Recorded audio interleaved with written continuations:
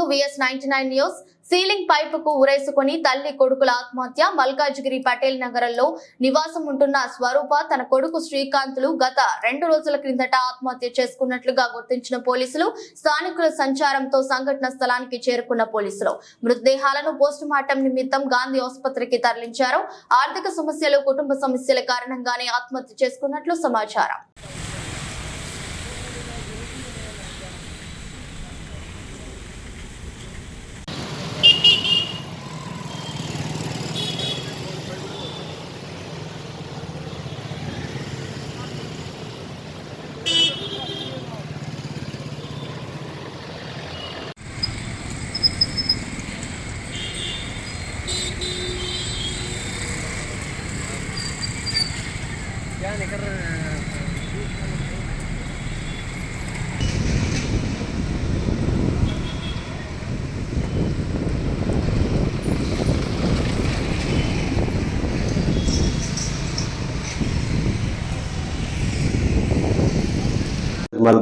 ఈరోజు మల్కాజ్గిరిలోని పటేల్ నగర్లో బిలాల్ అహ్మద్ ఇంట్లో కిరాయికి ఉంటున్నటువంటి గోలి స్వరూప అండ్ శ్రీకాంత్ వీళ్ళిద్దరూ తల్లి కొడుకులు గత 10 సంవత్సరాలుగా నిజామాబాద్ నుంచి వలస వచ్చి ఇక్కడ ఆటో నడుపుకుంటూ జీవనం సాగిస్తున్నారు.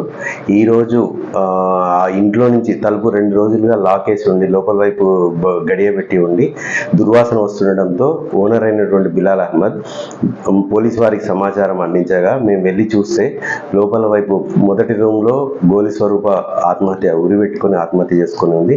నెక్స్ట్ ఇంకొక రూమ్లో కూడా శ్రీకాంత్ కూడా అదే విధంగా ఆత్మహత్య చేసుకొని కనిపించడం జరిగింది.